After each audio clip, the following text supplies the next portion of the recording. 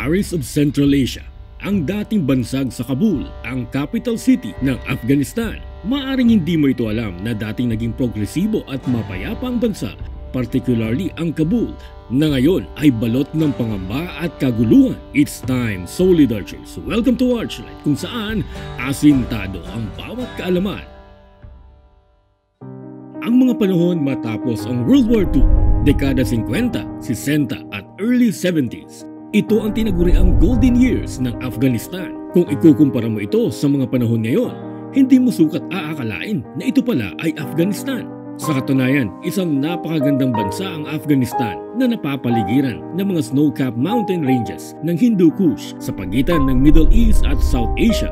Mga lunti ang mga burol na mapapanganga sa ubod ng ganda, mga crystal clear na mga lawa at mga ilog. Kahit pa man isang landlocked country na napapalibutan ng mga bansa at mga bundok sa lahat ng sulok, nananatili ang pag-asa sa mga Afghans.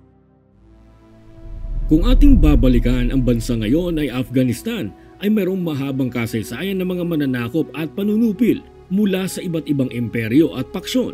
Mula kay Darius I ng Babylonia noong 500 BC at Alexander the Great noong 329 BC. Noong 11th century naman na sinasabing pinakalakila sa lahat ng sumakop sa Afghanistan, si Mahmud ng Ghazni, dahil sa malawak nitong imperyo mula Iran hanggang India. 13th century naman napasakamay ni Genghis Khan ang teritoryo, ngunit noong 1700s lamang napag-isa ang nasabing teritoryo bilang isang bansa. 1870 naman, matapos masalakay ng iba't ibang Arab conquerors ang nasabing lugar, nagsimulang lumaganap ang Islam. At noong 1921, matapos ang 3 digmaang naganap sa loob ng mahabang panahon dahil sa pananakop ng Britain, naging isang independent nation na ang Afghanistan. Nagkaroon ng socio-economic reform sa pangunguna ni Amir Amanullah Khan upang makahabol sa pag-unlad ng ibang mga bansa.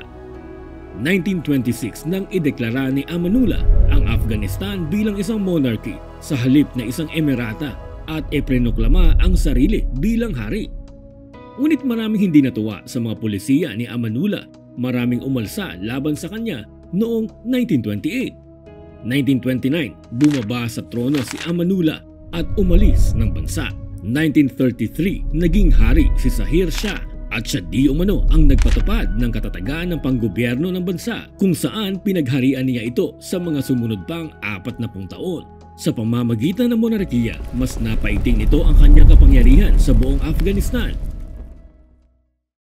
Noong 1964, hinimok nito ang grupo ng mga scholar, religious at tribal leaders na lumikha ng konstitusyon na susuporta ng maigi sa kalayaan ng mga individual. Hindi man daw naging masyadong mabilis ang pagpapatupad ng mga reformang ito.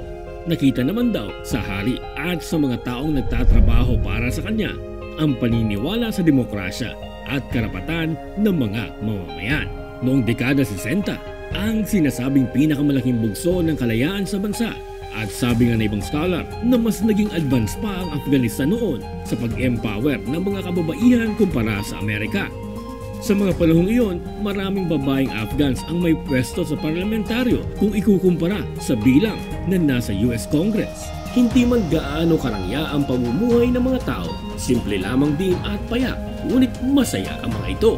Hindi gaano ang krimen sa Kabul at stable ang panggobyerno dahil sa lokasyon nito sa gitna ng Silk Road, ang sinaunang ruta na nagdurugtong sa China at Roma. Naging crossroads nga ng kultura ang Afghanistan. Dumaraan dito ang biyahe ng mga wool, gold, silk at spices at naging masagana ang kalakalan sa lugar. Kasabay nito ang pananatili ng mga Hindu at Buddhist pilgrims kung saan nakakapamuhay sila kasama ang mga Sikhs, Shiites at mga Sunni Muslims. Sa makatuwid, may panahon noon na mapayapang namumuhay ang iba't ibang lahi sa Afghanistan. Ito ang senaryo ng bansa. 50 taon ang nakalipas. Isang bansang ang karapatan ng mga babae ay maihahalin tulad sa mga bansa sa kanluran.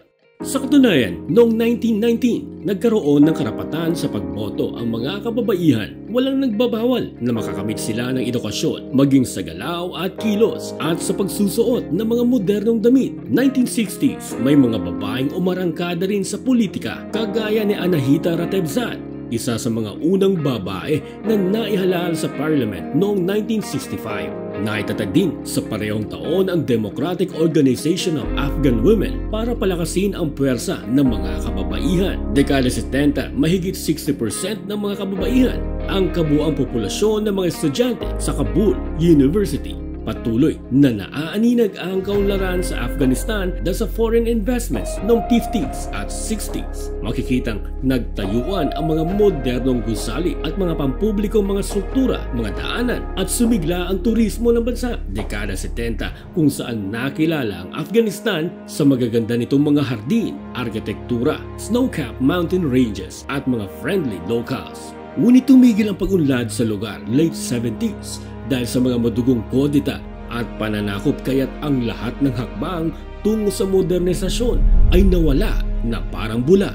Ang mga panahong mula 1963 hanggang 1973 ang masasabing golden era ng Afghanistan, kung saan ngayon ito'y alaala na lamang na minsan sa kanilang kasaysayan ay naging Paris of Central Asia ang Kabul at melting pot of cultures ang Afghanistan. Solid Archers, kung meron ka mang reaksyon sa videong ito, i-tweet gamit ang hashtag Archlight at hashtag Asintadong Kaalaman.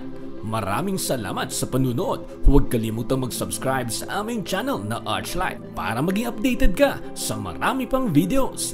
Kita-kits po muli sa mga susunod na video. Solid Archers, it's time!